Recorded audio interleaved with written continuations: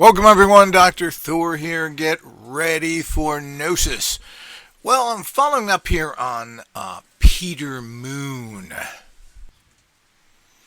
whose real name is Vince Barbaric, who's quite an interesting character, to say the least, and has written a lot of books. He's particularly famous for the Montauk Project books with Preston Nichols. And as with everybody that I'm currently reading his books that have been out for a long time on the Romanian discoveries of the Sphinx, pyramids, underground, etc. As all these things go. Now, of course, these stories are fascinating. I'm reading his book. What is it? He's got a series of these, which he's co-authored or translated or kind of published with a Radu Cinemar, who is a Romanian, I don't know what we call him. He claims to be a lot of things, working for the intelligence agency in Romania and everything else. All the type of things that make really good Hollywood books. And of course, this would be a great Hollywood story, and I'm assuming that's what old Peter Moon here is trying to connect with, even though none of his books have been made into pictures, his Montauk books. Now, a problem with everything is in this entire industry of alternative everything. And this is why it makes it so difficult to figure out what is going on, who's doing what, and who's real and not real. There are all sorts of problems in this very complicated, screwed up, and corrupt society we live in. So first of all, if you have a great discovery, you're not going to be able to release it. This has anything to do with free energy, healing people. You are putting your head on a chopping block and you will be attacked and possibly even murdered. Well, of course, it comes into what we can throw into that little batch of bull, extraterrestrials and ETs. Anything to do with these are hot button topics. The amount of money involved in medicine and in free energy, which I don't know if people understand that, but petroleum runs this world. This entire world runs on petroleum. And if we pull the, quote, plug on that, the entire world collapses. Countries live on it. United States lives on it. Russia lives on it. We can go around the world and pretty much everything is ran by oil. Without natural gas, the entire world shuts down. This is not a joke. I don't know if people understand that or not. So we have not switched over to any renewable sources, and quite frankly, petroleum or oil reserves are endless. They even continue to make themselves, and they are cheap compared to anything else, conveniently. Now, this keeps changing and people go into different things, but there's really been no answer to the energy problem because of the oil companies. We do have an answer. It's called hydrogen power, which could be put online tomorrow very inexpensively. But you don't hear about that, do you? They're pushing nuclear power again because that's part of the military-industrial complex, something that has and will destroy this entire planet. That they want to make more and more of these. So we have nuclear power plants that are 50 years old now, and they're all leaking and causing problems, and it costs billions to fix these. And it would be cheaper to convert over to something else, but they don't even talk about that. But we do have solutions, but you'll never get to it. So you're in these hot button topic areas, and what do you make of it all? Now, I've been in this industry for 50 years now, alternative science, studied at the only alternatives institute ever put together, the Institute of Alternative Science, or the Institute of Technology in Palm Springs, California, which ran for about 10 years, which I was involved with a few other people. And we studied all of this stuff. I collected all the data that there was internationally to actually and sold this information, because back in the 90s there was a huge amount of interest in this and people were just grabbing it up everywhere. This was when the Tesla Society was still active, and there were many other groups and publications. This was pre-internet, or just as the internet was kicking in.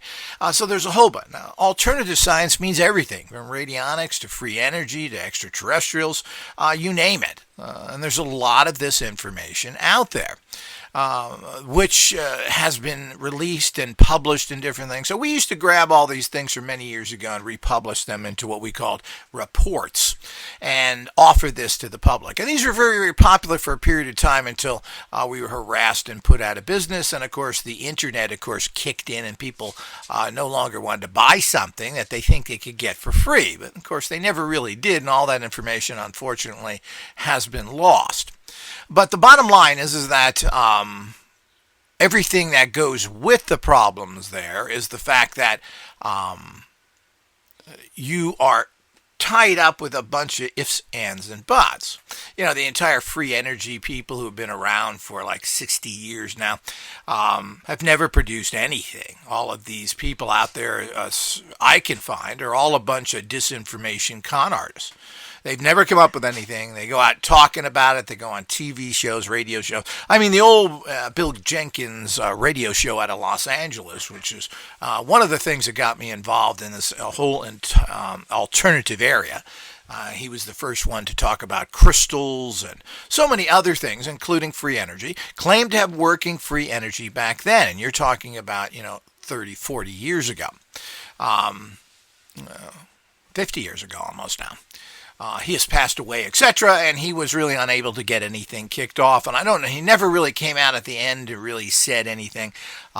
He was harassed. He knew a lot of people out of, but really he came out with nothing. His show was very, very good, and whatever his shows are, whatever remnants of those are left, and we try and put some of those up on our channel, is all you're going to get. There's nothing that followed up after that. He supposedly had lots of offers, were involved in so many things, was supposed to really do a show that eventually was done by others poorly.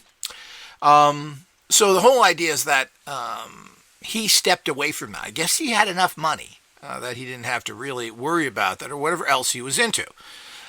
So he started off as a reporter for business and then got into this alternative stuff.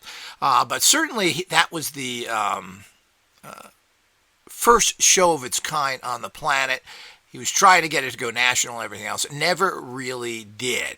And if he would have got this stuff out there, we would have some credible sources that we certainly don't get from others that are out there. Art Bell really was nothing more than a CIA con man who was really kind of bad at what he did. He didn't read anything. He didn't know anything. And put out some fairly bad information. Put a bunch of con artists on there. And he considered it as an entertainment joke show. Really didn't take it seriously.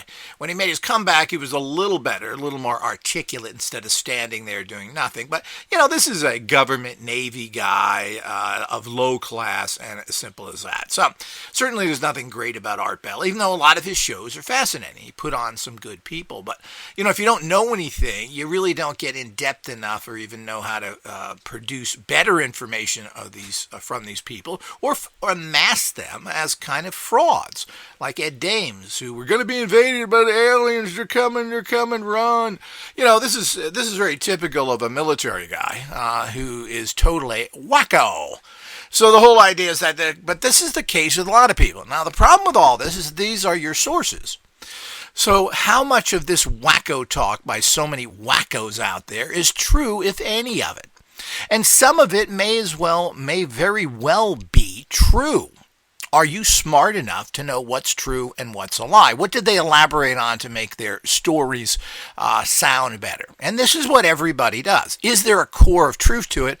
And that takes a very highly developed person, and you have to do some research of what these people are. And you have to be able to draw conclusions that have value.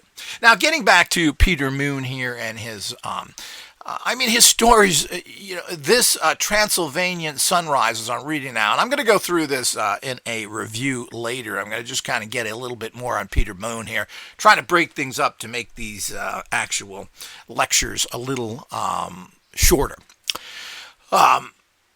There is a Sphinx-looking rock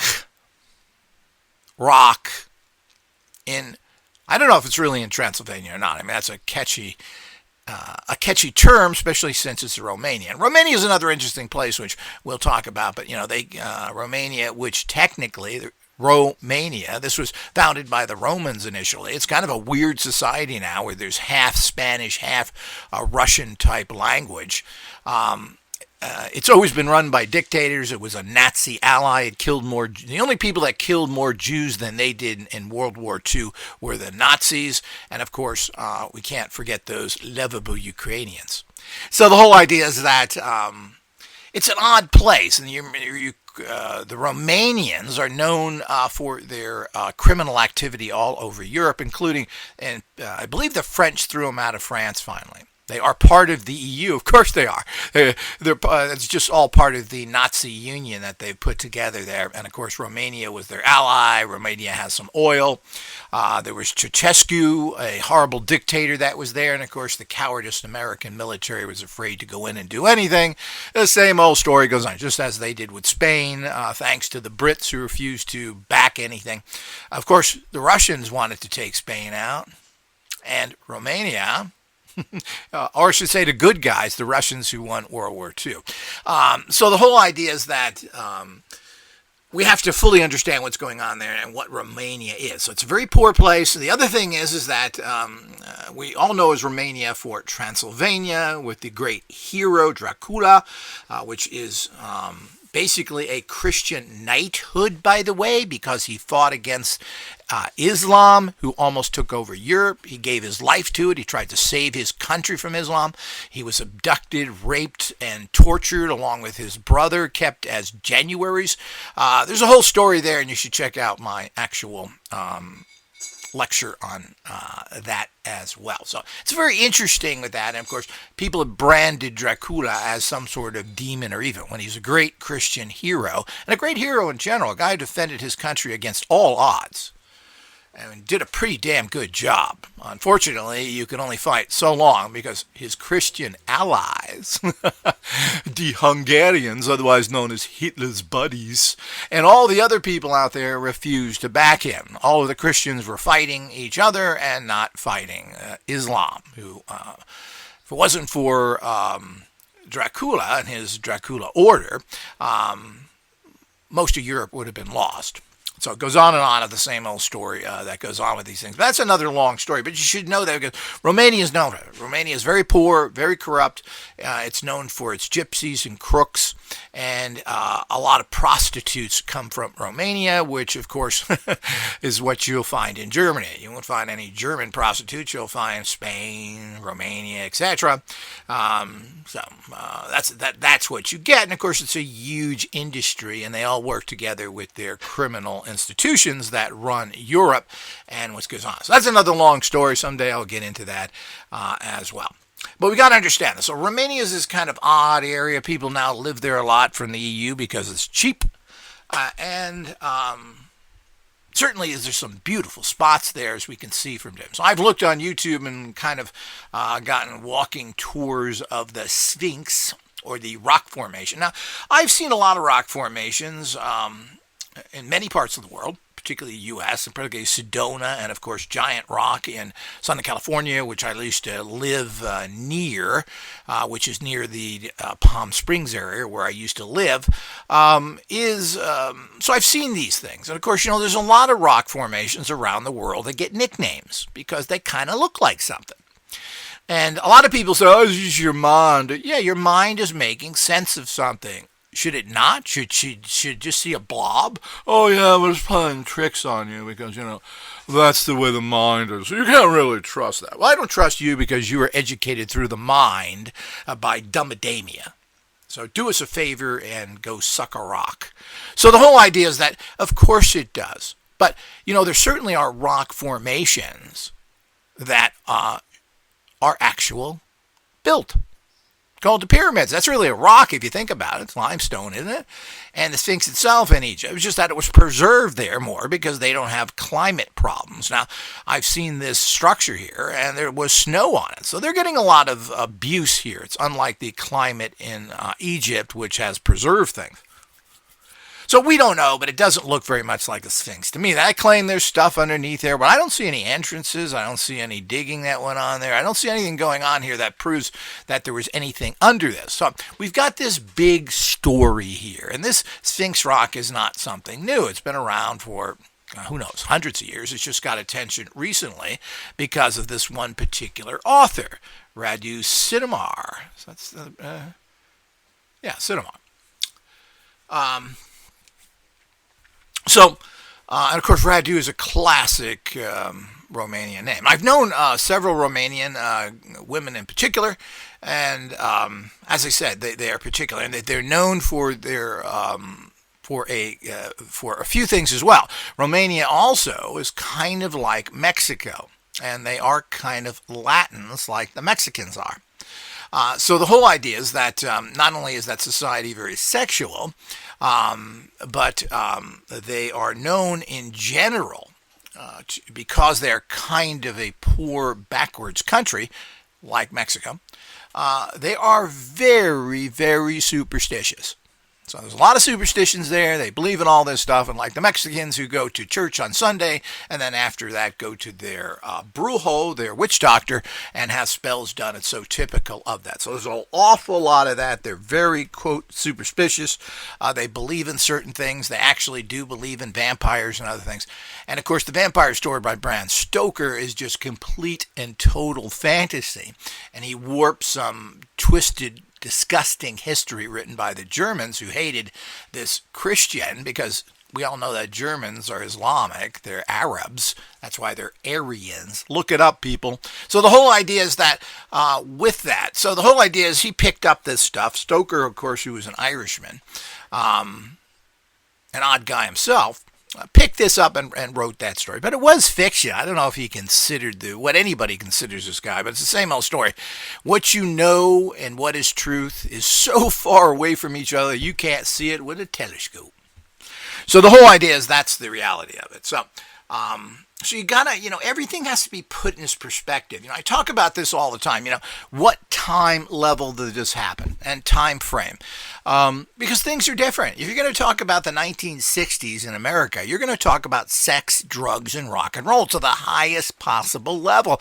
Everybody in the 60s was stoned all the time, and they were selling drugs, and they were involved in all sorts of kinky and strange sex, including with very young girls. So, this is what was happening then. So to judge that from the standards we have now with the born-again country that the United States has went through after basically revolting against that in the 80s when Reagan came in there, who has questionable morals to begin with. But the whole idea is that you got to judge things in what they are, where they come from, etc. All of this is part of it. That's why I always look into things. Who is this guy?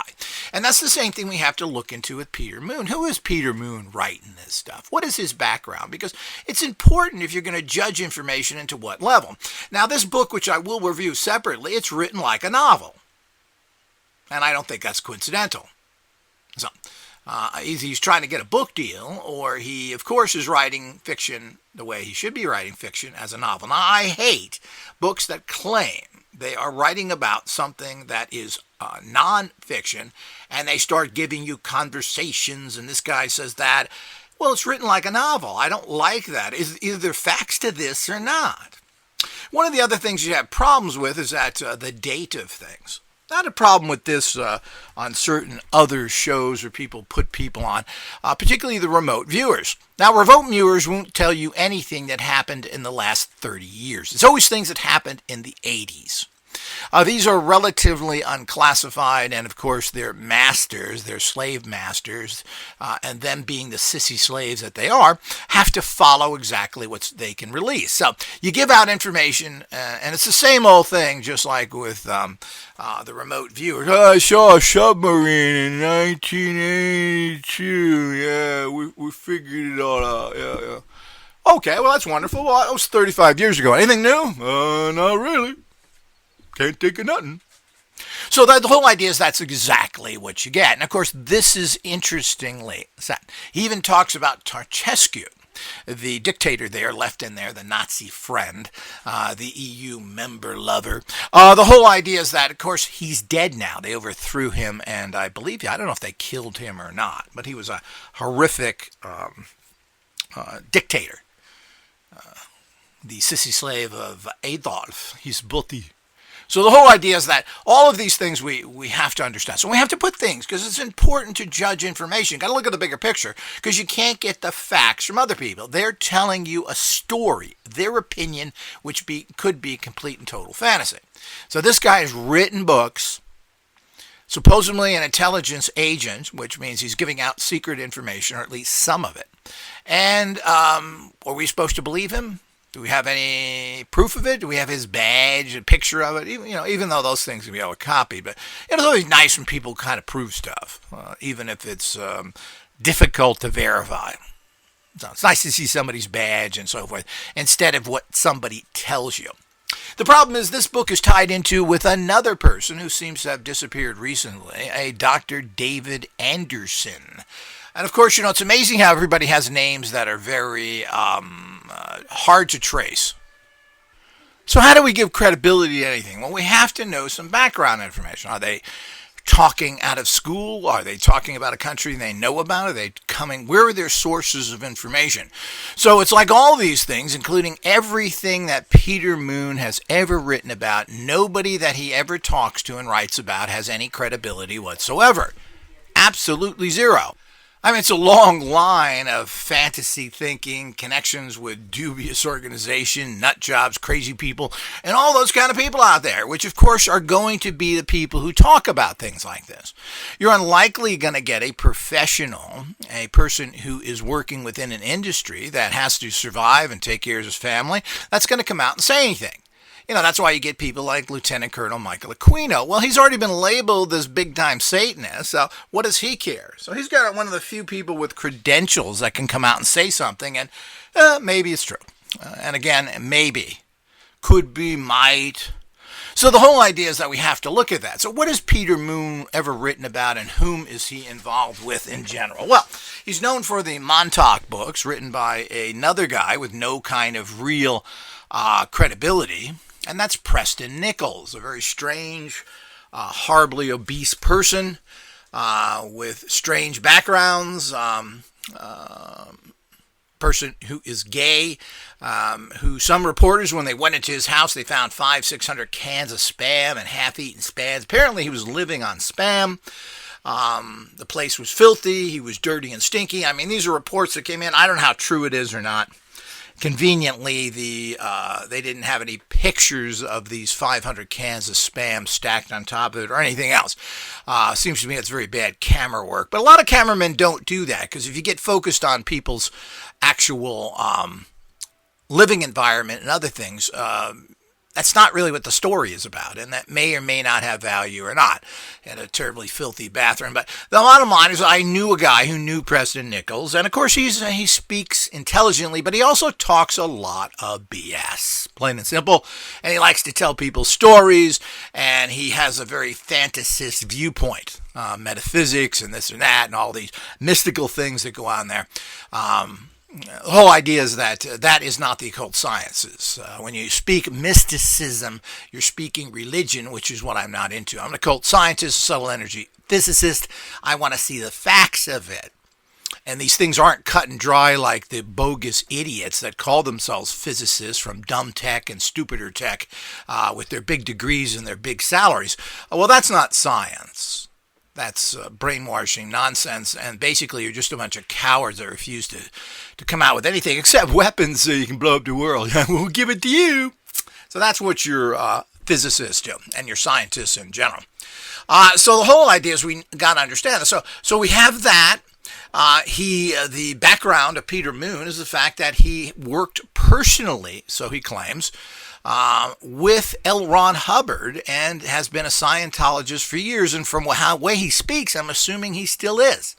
Apparently, he's written more information on some of it. He's a big fan of Scientology and L. Ron Hubbard, which is kind of hard to believe. Now, again, everything has some interesting. I think Scientology has some good things to it, but it's put together in a mishmash of garbage and ran by people that are very, I mean, the tales coming out from Scientology are pretty frightening, and I've watched them carefully, and the kind of nasty attitude they have, and they claim they help everybody, but do they? I don't see much of that happening. With their money, they should be able to promote things.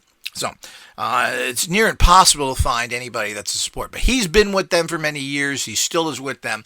But, you know, if you're a Scientologist, you're a fantasist. They tell you all sorts. He's even claiming that Scientology will give you supernatural abilities.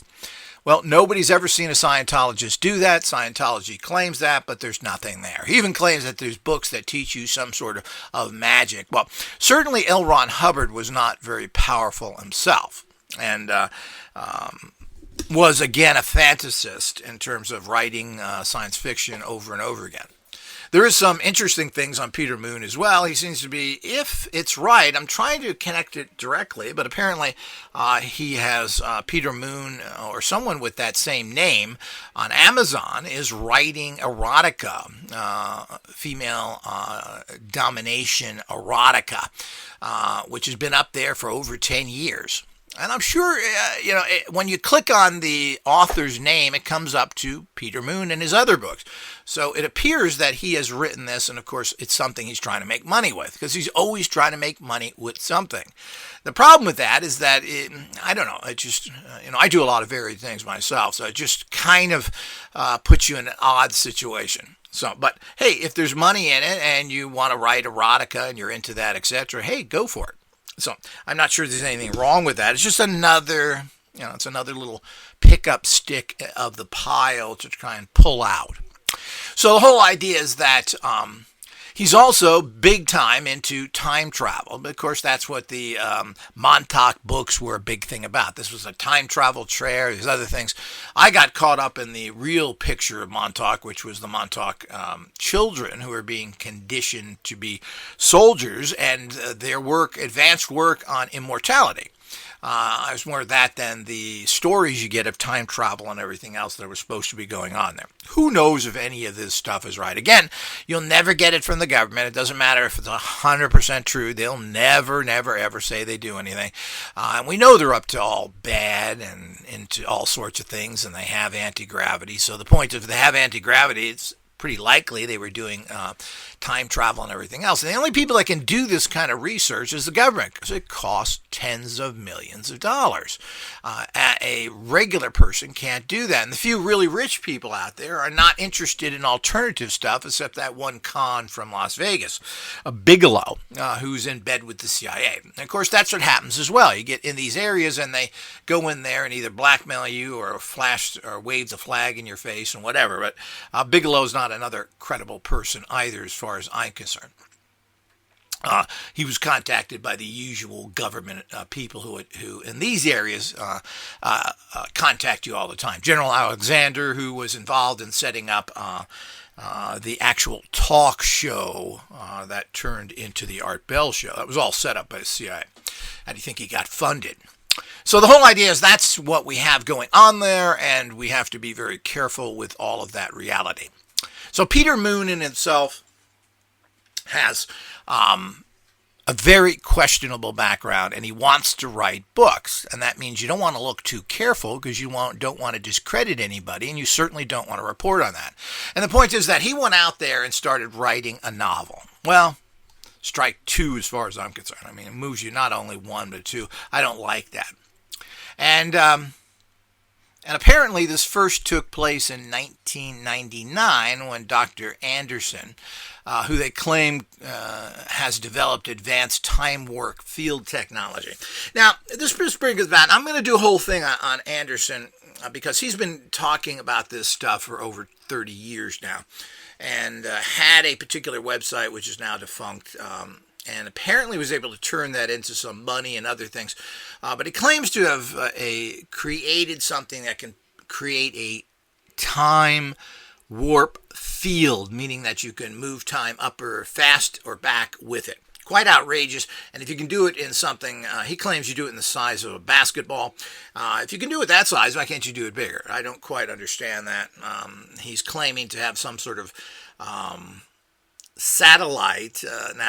Moon states that he has some sort of satellite time warp technology that can keep them focused better. It's a strange thing, which I don't believe one iota. Because the Earth was moving and the satellites had problems, he figured some way to not do that with time warp tech. How would that? Why would you want that? To actually do that, he did put together a technology and requested a patent for it, which I don't think he got. Patents have to work. If it's a device, you have to prove that it works. And, the patent offices are a tricky mother as well. A lot of patents aren't granted because of security reasons, national security, which is quite a few, believe it or not. So the whole idea is stuff that does come out is suppressed. So the fact that he would be involved in this and have that kind of technology and announce it to the world, anybody that has time travel technology is a horrible security risk, very dangerous. Certainly not someone you allow going around. I mean, the jokey things that I was involved with to a certain extent, because I just presented things as research, particularly back then, working with a person called Stephen Gibbs, who was a mentally ill person on Social Security disability for that, who invented the hyperdimensional resonator, terms he got from the movie Back to the Future, and which was a glorified radionic unit with a giant electromagnet on it. So I knew him. He published some books on time travel because that's what was huge back in the 90s. And that was part of some of the 1,000 booklets that I used to sell, which were all research stuff. How are you going to know anything unless you get the outrageous, the simple, the benign? So the whole idea is you collect all this stuff, and people were very interested in that and figuring out what it was all about. And these were presented as little booklets. So, all of that stuff is out there, which is fascinating. But Dr. Anderson's a very questionable person. I said I will go into him in another actual lecture because too much goes into one here. So the whole idea is that we're getting back here to Peter Moon, kind of this being part 2 here. So he's got this very dubious source, Dr. Anderson, who apparently has disappeared. It appears that Peter Moon has taken over the Time Travel Institute. Peter Moon is running his own time travel organization, which is selling different videos and other things and has lots of information there. You can join for free, which I just did. I haven't had a chance to go through his entire website there, but I will and report back on that. It's hard to do everything, and then again, you have a 3-hour lecture to just kind of get the basics out there. But that's what Peter Moon is. He's running this. He's very interested in time travel, which is what the Montauk Project was all about when those books were written many years ago. But again, the whole idea is when something is set in 1990, 22 years ago from the recording of this particular lecture, it's near impossible to get any kind of verification. This is as I said, this is what the remote viewers do because you can't verify anything, so they give you stories that are 20 years ago. And of course, these are okay by the intelligence agencies to talk about it because the information is so old it has no value. The fact that remote viewers saw a Russian submarine that we now know is a reality, well, what does that mean? Nobody cares. Not only that, we know they have the submarine, we know where it is, etc. So you're not really giving any secrets out. You're saying that some mystical technique, which should do nothing but unsettle the Russians, is something that you may have. So, I mean, it certainly is positive for these people to do, continually try and recruit people for their spy programs. And of course, they don't want to spend any money on it. The government is like movie producers. They want you to donate your time, or they don't want to train you. That's the way it goes with all of them. So what they do is they get you sucker, and then they'll go in there and wave the flag at you and everything else. I've known people claim to have been in these programs, and the bottom line is they don't get any help, they don't get any support, and it doesn't seem like they get paid anything. You're supposed to donate your time.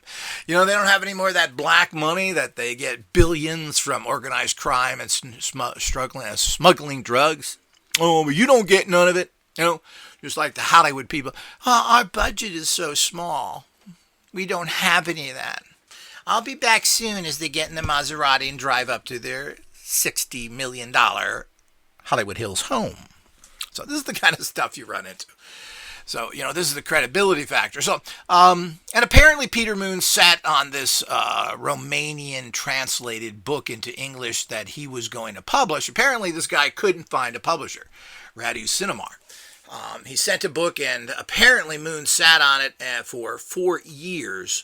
That's how compelling the story was. The fact is, it had nothing to do with the compelling of the story of the whole thing, is that it was just so ridiculous that Moon didn't even want to publish it, but of course he ran out of subject matters and was kind of grasping for straws with his buddy Douglas Dietrichs, one of the most craziest people on the planet, that he has given credibility to by writing his ridiculous stories down. So, this is, again, the credibility that Peter Moon has. Nobody takes Douglas Dietrich seriously, at least nobody that has even a half-wit of intelligence. This is a guy who's been telling stories and giving out misinformation for many, many years, trying to come out as being credible by basically slandering people like Lieutenant Colonel Michael Aquino, which he had no contact with, knew nothing, and he's even taking credit for starting the so-called investigation against him with his pedophilia claims, the child molestation claims there that happened in the Presidio. Yet there is absolutely no evidence that he was ever there, and certainly he was not involved in any of that. So the whole idea to give himself credibility, that's how he built his entire life. And it was all about him knowing Michael Aquino, being at the Presidio, and this giant story came up to give him so. Then from there, all he really does is state what I called hidden history. Hidden history that is quite shocking that nobody knows about. So you think that he's some sort of genius with insider information when he's just read a book, which you probably haven't. If you read 3 books a year, you're a genius, because the rest of society ain't reading nothing. So the whole idea is that that's how so many of these pseudo-intellectual types get out there, is they read a few books, and then, of course, you have this particular apparent knowledge, and, of course, it can be backed up. If you look at the fact of how MacArthur had all of his planes caught on the ground and blew up, and how he screwed up the entire Filipino campaign, thanks to him, well, this is a fact. And you haven't heard that because the president gave him a medal for being incompetent. Something the military excels at least the military command excels at. We have the worst military commanders on the planet. So with $1 trillion budget. And this doesn't reflect on the individual soldiers who are courageous in doing their job, but how well can you do when you got a boob who's the commander-in-chief? So the whole idea is, and of course we've had that all the time, the same boobs that lost Vietnam went on to the Gulf War and screwed that up. So it goes on and on. Oh, well, you can use your helicopters, Mr. Saddam Hussein. You can't. Well, I'm sure you're only using those for sightseeing and bringing mail around. That's why they call me Schwarzkopf. So the whole idea is that unbelievable that a guy, but of course, he was on the ground in Vietnam, so where am I? Where am I? So the whole idea is that these are the kind of boobs you have in the U.S. military, particularly in the commander ranks, who have never won a war. So the whole idea is that on their own, of course. So they've had a lot of help from other people, including the Russians who won World War II. And, of course, in the Pacific, they had the British, the French, the Australians, and everybody else that were involved there, whoever I'd forgotten there. And let's not forget the local indigenous population, like the courageous Filipinos who fought well for the United States. So let's remember that. Well, MacArthur said, I'm leaving. Woohoo, danger is here. Cocktails in Australia. So the whole idea is that, that's the way they go. That's the way they roll. So all the things that go with that. So let's get back to a little more serious details here. But the whole idea is that there's nothing who comes. So now he's got this Radu Cinemar, who has absolutely no credibility whatsoever. Of course, he can't talk because he's a government agent.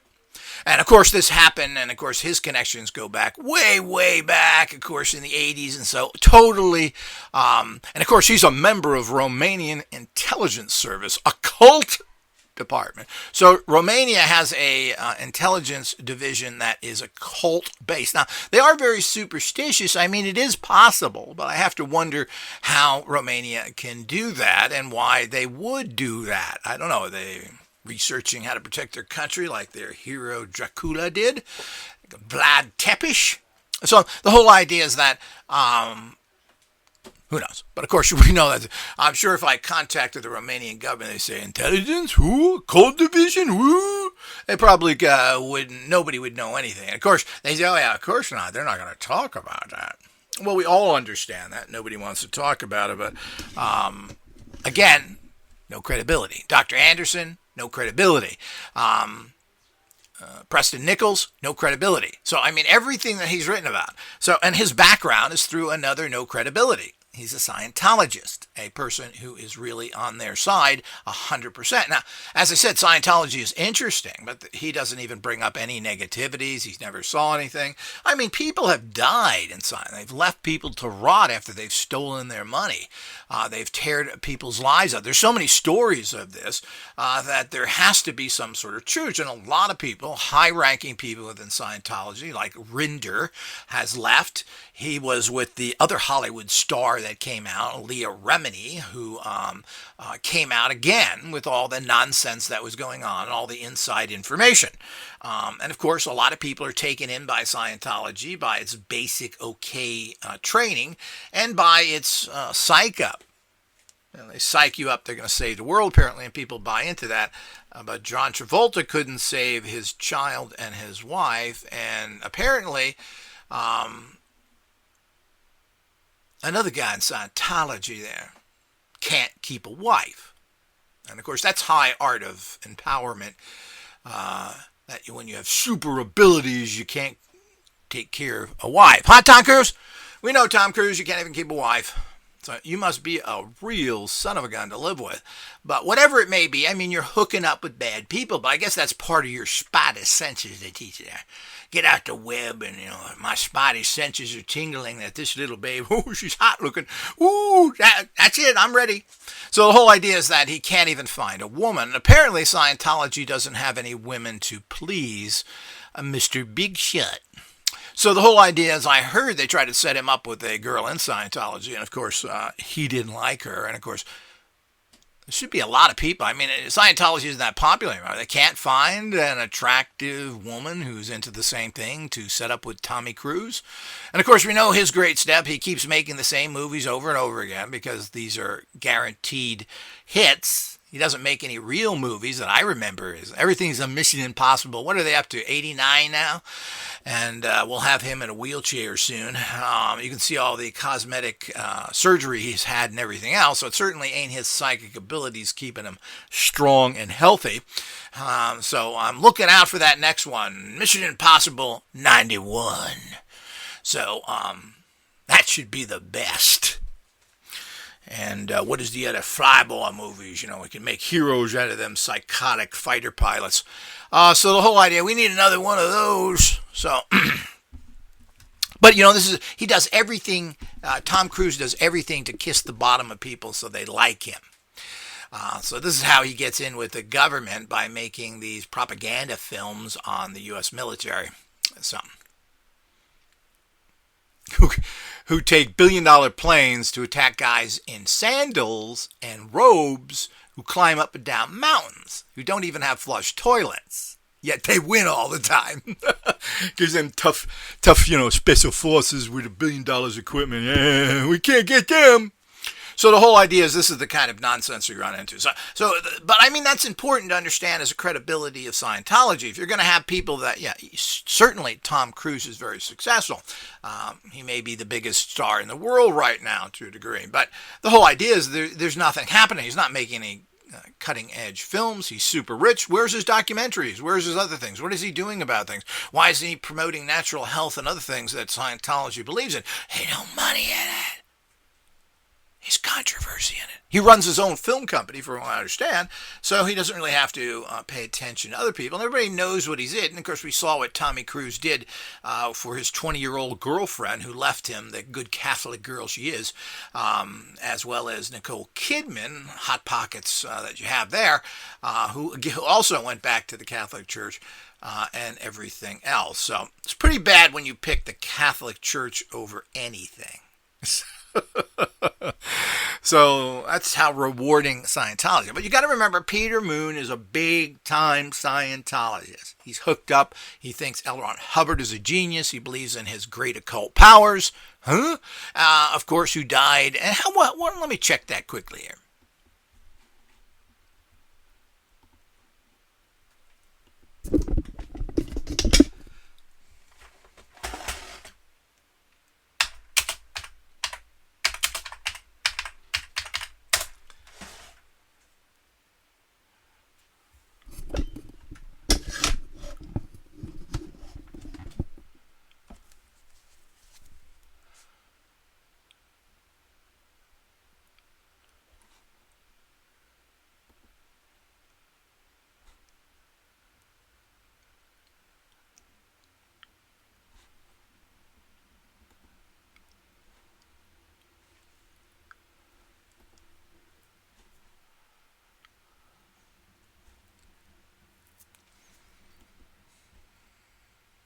So, oops, I had this thing running here. Oops, I thought I turned it off. But let's check that here. And L. Ron Hubbard, of course, died at 74. And supposedly had all sorts of medical problems at his particular death. I don't know how good the claims are not, but it's L. Ron Hubbard, as I said, only died at 72. Now, average life expectancy in the United States is 78 to 79 at the time of his death. Most people, and that's average life expectancy of everybody when put together as a general. But that's a kind of deceptive figure. We got to remember that Benjamin Franklin lived to be 82. Many of the pharaohs of ancient Egypt lived to be their late 80s. People are living in their late 80s commonly. So the average life expectancy of anybody, particularly someone like him with money, should be 85, 86, up to 90. And many people are living up to 90 right now. So it's very common. So if you're a person who claims that they have all these psychic abilities, have all these secret healing techniques, are into natural foods and other things, well, it doesn't seem to bear out with so many people. So we run into this. So it's just another one of those kind of problems you run into with people that die very young who claim to have that. So we have the same old story. It also was reported that he was, of course, he is a very strange guy, in my opinion, that he had diabetes, had all sorts of other physical problems, and he was really mentally out of it. Now, again, that's just plain speculation or other people's opinions. We just don't know. And, of course, he's ripe to attack because of the fact that he's weird. So we have to be careful. What are the facts? I don't know. But certainly, I'd like to see some of these people live to be, 90. Why not? They're not. And then they claim they have all these secrets, occult, health, etc., and there doesn't seem to be, just like Tom Cruise and Travolta. Well, they don't not really showing any power in their lives. Yeah, he's a movie star, but he's in his own bizarre way. And as he said, he's certainly not taking any risks. He's not making special documentaries. None of this I'm aware of that he is doing to help people, and neither does the Church of Scientology, as far as I understand. I don't know what they're doing or not. Maybe it's not reported. Who knows? I know I did see John Travolta when there was the Katrina hurricane. They got a truck together and they went out and actually were giving people food and so forth. So, I mean, something is going on there. Of course, that was reported. I would have never seen it. Are they doing anything else? I don't know. It doesn't seem like that. The stories coming after them are the lowest level exploitation of people. And I don't know. There's so much of it, we certainly have to believe it. And of course, they're involved in so many other things, Scientology, that are very questionable. So, and of course, that's who Peter Moon is. I just recently saw him on an interview, and he went into the fact of how wonderful Scientology was and how it was breaking you away from social conditioning and brainwashing that was going on in the society, that this was a way to clear yourself. Yet we think in general that it's the opposite, that Scientology is brainwashing you and controlling you for money. And they do this to a large extent in terms of they demand a lot of money from you. And I think to go through the Scientology program that was estimated by somebody, and again, who knows how credible this information is, but you're talking about hundreds of thousands of dollars. And Leah Remedy says they expect you to be constantly studying and buying their stuff. You're supposed to put all this time into them, go to their facilities, buy all their stuff, and it's a full-time job. Now, I don't know how anybody ever does that. So, and they keep wanting you to buy more and more, even of the same book, because they claim there was some sort of misprint there. And from what I understand, they print their own books, so they've got some bad employee problems there. So this is the kind of stuff that goes on with these people. You can argue that apparently he's written a book I'm going to have to read on it, the Montauk Book of the Dead, which he claims he talks a lot about Scientology. He's also running this Time Travel Institute, which he is getting information on. Now, most of this seemed to have come from the now defunct organization of Dr. Anderson. He's got a website up there, but nothing is functional from what I can see. You can't join the mailing list. Nothing seems to work there. He used to, and I'll go into all that, he used to make a lot of money off of Amazon books, or at least tried to. We'll go into all that stuff later. But we see here is the same old story of no credibility from him whatsoever. Preston Nichols, nah. Scientology, so we just keep going on. Romanian, David Anderson, I mean, we got some real problems here. So there's no credibility to anything that he writes, anything. And apparently he doesn't seem to see anything himself. It's all hearsay. Now, I like that word hearsay. I just looked it up. You hear it and you say it. Now, think about that in its crudest direct terms. You hear something.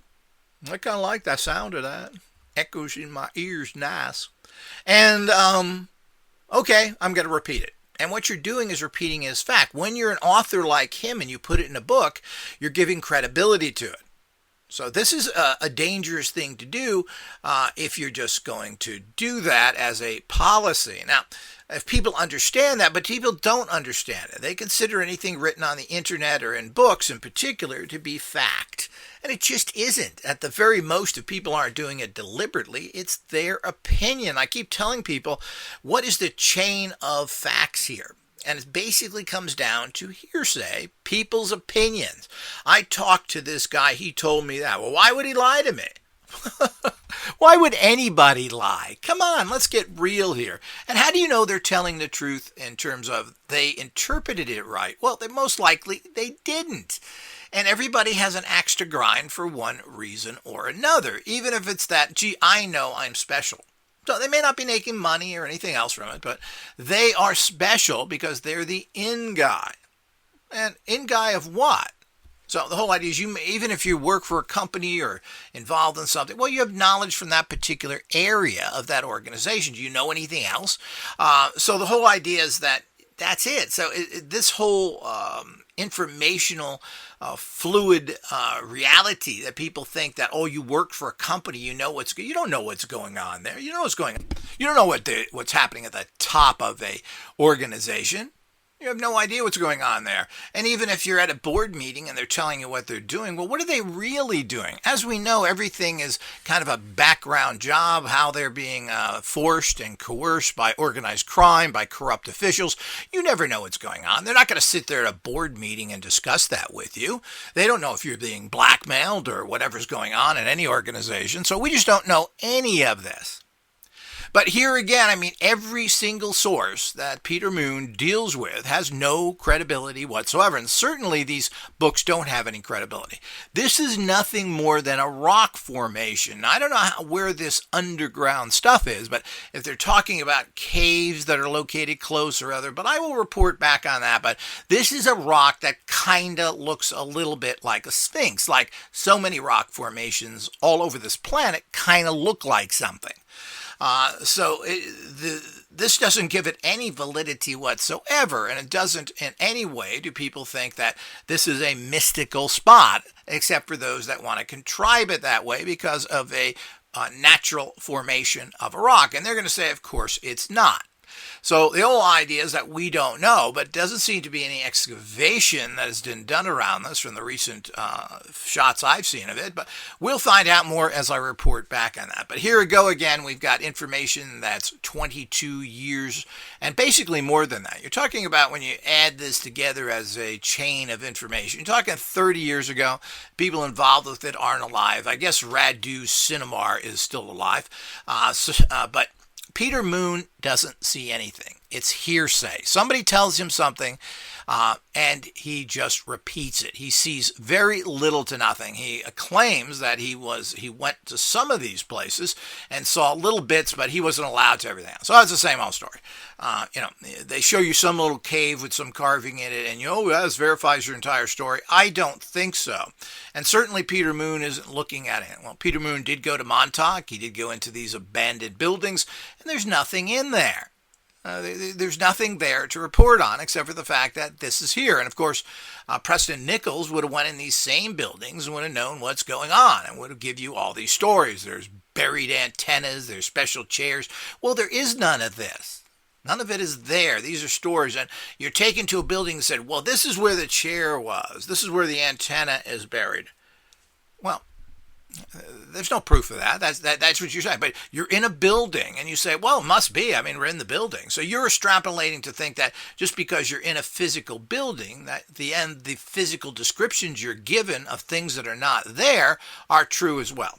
So this is the kind of investigation you got to do. We're not going to learn anything or progress as a people, as science, or anything else in the society if we believe in and follow fantasies.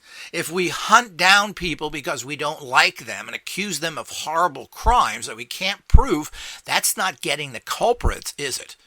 Finding people that are red herrings, that are targeted, which is what appears to be going on with Lieutenant Colonel Michael Aquino and the so-called Process Church, the animal sanctuary people. These people are red herrings, and there's no proof against them whatsoever but gossip literally that goes back to the 60s. It's all nonsense. And when you come down to it, there's no proof whatsoever. But if we keep hunting the same old persecuted, strange individuals, well, we are going to get nowhere, and the criminals that are really committing the crimes love it because they're able to go out and continue to do what they're doing. And when it comes to them, or if they ever become what about Michael Aquino?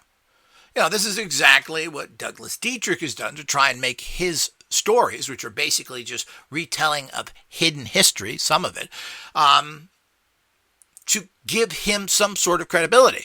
So, and there's really no credibility whatsoever from him at all. And his stories, most of them, are outrageous. And they're so outrageous that Peter Moon decided to write an entire book on that and put his name next to this other guy. I mean, this really means the fact that what is wrong with you? It means that he'll write a book about anybody, anywhere, anytime, as long as he thinks it'll sell, including writing erotica. So the whole idea is that he'll put out anything there that he can make money on.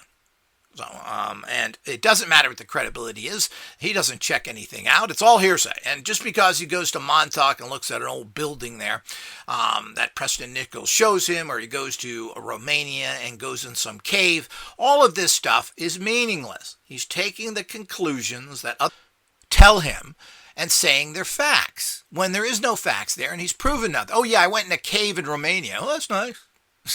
I saw the rock. It kind of looks like a sphinx. The whole idea is, what does that mean? Well, the extrapolation there is that, oh yeah, it looks like this, and this guy told me this, so it means it's real. Well, it doesn't mean it's real.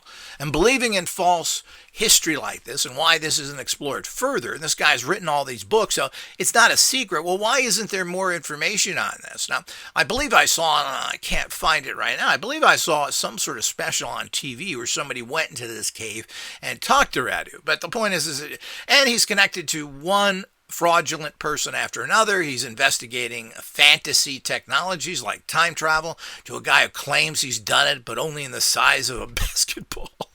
Well, wouldn't a baseball been better?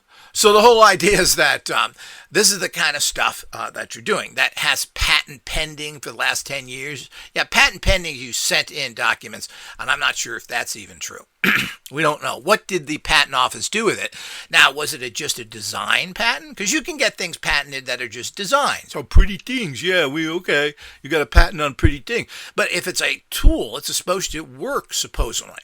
So you can only get a patent on something if it works. Now, there's all sorts of little laws and stuff that go around that, but certainly something like this would not be allowed to be patented under the National Security Act because it would be a national security threat. Time travel is not a joke. Just think of all the things that can be done with that on so many levels, it's frightening. And that's one of the problems with the time travel experty types is the fact that they talk about all this stuff like they can do it and have machines and everything else. Do you imagine the power that gives you to turn the world upside down? We have the old Back to the Future reality where you could make billions from sports betting or any other betting for that matter. But there's more than that. You're going to have every person in the world that's ever lost somebody or a kid who was hit by a car. Well, let's go back to the day before then and I can save my child. You're going to have everybody at your doorway with a gun, some with good meaning or traumatized, and a lot with, hey, I'm the local hood, and you're going to make me money. So if you think that this kind of stuff, they do that all the time right now with big businesses and everything else, it just bend over for them. So the whole idea is that you don't quite understand the implications of having something like that. And of course, this guy has now conveniently disappeared. This Anderson guy doesn't seem to be doing anything. Everything on here is old. And as I said, I'm going to do a little lecture on him to give you some of the background, which I know because I did follow him somewhat. I listened to him on a couple of shows, and it's all bogus nonsense. So the whole idea is it just fits into the way that Peter Moon works, and he works with all uncredible people that have no backgrounds whatsoever. And I don't know if anybody's checked out Preston Nichols' so-called credentials. I believe his parapsychology and whatever else he said that he has degrees from are probably not from regular universities. They don't give you degrees. I don't think there is a degree you can get in parapsychology from any noted university. Now, that doesn't mean anything, but because those universities aren't interested. Why would you want to get a degree in parapsychology from Harvard? Well, what have they ever done there? There's no credibility there. So you have to go to alternative people like the degrees that I have. You get it from an alternative college. You certainly don't want to go to Harvard and learn something that's alternative. They don't know nothing. So the whole idea is you have to do that. But has anybody checked that out? He claims he has an electrical engineering degree. Did anybody check to see if that's with him? I mean, he's a guy that's living in 1950s electronics, working with tubes and so forth, and never learned solid state. Now, I don't know if he ever wanted to or not, but he's one of those guys that tend to fall back into his original training and never update himself. He never went back to school to learn about integrated circuits and other things and has no interest in doing that. Well, that's a problem unless that's all you're into. So the whole idea is there's nothing there. Preston Nichols has produced nothing in terms of machineries or anything else. He co-wrote these books. Basically, I'm assuming he gave the information to Peter Moon, who then put it in a book form, and he met several of these. And apparently, so the gossip is that these books sold hundreds of thousands of copies. So these are very successful books. So Preston Nichols made a lot of money from it, and so did Peter Moon. If they sold this amount, and that's why there's one Montauk book after another, because he keeps milking the same cow there, and I guess he's making some money from it. So everything's Montauk, everything's Transylvania, and of course I understand that because you have to make a living. The problem is that he's never had any credible work that I can see. There's nothing credible or anyone credible he's ever worked with, and this continues his focus. So what are we doing here when we get into all these different areas here of trying to judge the value of the information? Well, first of all, we don't know who this Radu Sinamar is. Secondly, we do know who Peter Moon is, and we do know who Dr. David Anderson is. These are two people with zero, if not minus, credibility. So if we have to say whether these people are frauds or not, well, or are they writing stuff very poorly with no research? Well, it certainly looks like that. So I don't know what, it looks like Moon's just taking stories from anybody who talks to him. They show him a cave or they show him a rock and he believes the whole story. He's not being shown anything. He wasn't shown anything at Montauk. Nothing was demonstrated to him.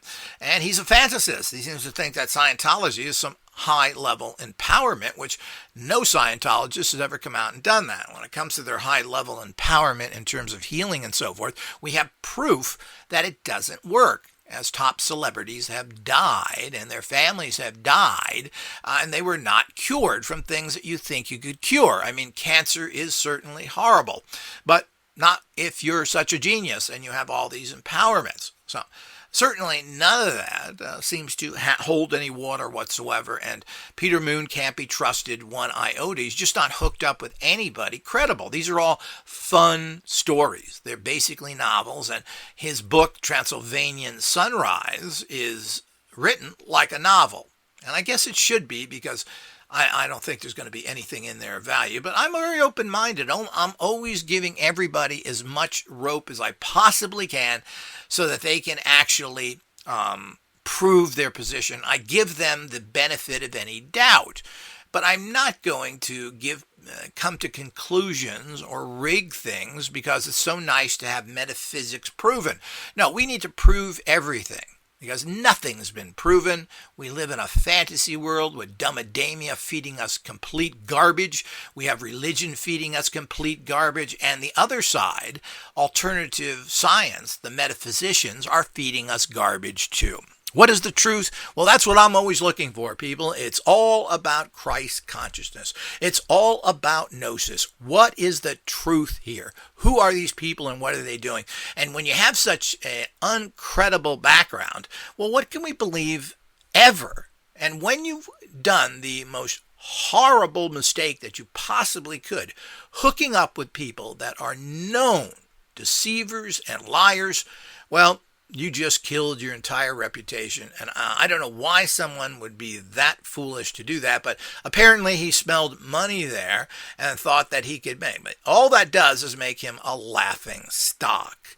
The whole idea of this guy, who can be checked out as someone with zero credibility, who's been already shown to be a disinformation agent or whatever you want to label him, the plain and simple fact is that he's not giving real information. As soon as you hook yourself up to a person like that, well, we know where you're coming from, man. You believe everybody. It's all hearsay. Oh, yeah. And, of course, you're going to probably say, well, I checked out a few. Well, maybe you did. Maybe you got a few little incidental results. But the bottom line is that these people have no credibility whatsoever. And nobody has been proven if someone has the backgrounds they have. And it's not stated in the book. So when someone tells you I have an electrical engineering degree, and maybe they even cite where they got it from, okay, I'll write that down. Next. Well, I mean, that's not what you do when you have, stories that are big-time crazy stories. You have to verify what's going on and at least try and get some information of whom this person is. I'm not sure that verifying somebody's education means anything in the bigger picture, but it is a way to see if this person has some sort of background to judge something from. So if you're an electrical engineer and you want to give your opinion on some sort of technology, or that you claim that you can build stuff and you have a degree in it, well, the guy must know something. He must have passed tests, so he has some credibility. I don't really give people any credibility, and I don't like educated people because they're brainwashed. But the whole idea is that at least we know that that part is someone's story, that you can judge electronics, kinda, because after all, you have a degree in it. The rest of it is nonsense.